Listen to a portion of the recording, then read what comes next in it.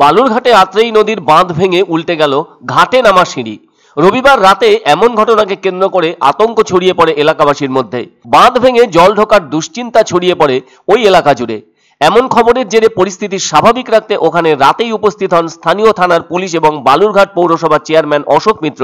এই নদীর ড্যাম তৈরি হয়েছে রাজ্য সরকারের উদ্যোগে 2 বছর আগে। এদিকে রাতেই ঘটনাস্থলে আসেন সেচ দপ্তরের ইঞ্জিনিয়াররা।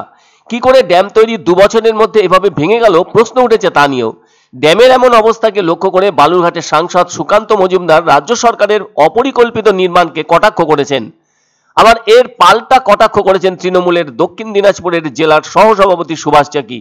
যদিও ওই রাতে এদিন সেচ দপ্তরের পক্ষ থেকে বালির বস্তা দিয়ে ভাঙা অংশের জলের গতিপথ আটকানোর চেষ্টা করা হয়। সেচ দপ্তরের পক্ষ থেকে জানানো হয়েছে দ্রুত মেরামতির কাজ শুরু করা হবে। তবে ঘটনাস্থলে রাতেই আসেন 13 নম্বর ওয়ার্ডের কাউন্সিলর অনুশ্রী মহান্তি। জানা গেছে আত্রেই নদীর লো ড্যাম তৈরি হয়েছে 2 বছর আগে। যদিও সেচ দপ্তরের কর্মীরা ড্যামের যে গেট জল পাস হওয়ার জন্য নির্ধারিত আছে সেই গেটটি রাতেই খুলে দেন। এমন অবস্থায় তারা মনে করছেন গেট খুলে যাওয়াতে কিছুটা হলেও স্বস্তি মিলবে। ড্যামের গেট বন্ধ রাখার জন্যই ড্যামের পাশের ওয়ালের তলে ফুটো থাকায় ওখান দিয়েই জল পাস হতে শুরু করে, আর তারপরে বাঁধ ভেঙে হুড়মুড়িয়ে জল ঢুকতে শুরু করে। এদিকে বিজেপি রাজ্য সভাপতি সুকান্ত মজুমদার এ ব্যাপারে রাজ্য সরকারের বিরুদ্ধে সোশ্যাল মিডিয়ায় পোস্ট করে মমতা বন্দ্যোপাধ্যায়কে তুলোধনা করেছেন। পশ্চিমবঙ্গে উন্নয়ন আর বিপর্যয় সমার্থক বলে মনে করেন বালুরঘাটের সাংসদ।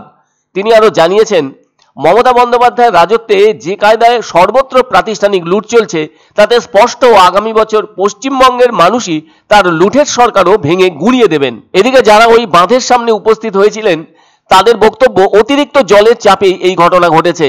আবার তৃণমূলের তরফে বলা হয়েছে প্রশাসন বর্তমানে নজর রেখেছে আর স্থানীয় মানুষরা যাতে আতঙ্কিত না হন সে ব্যাপারে আশ্বস্ত করা হয়েছে।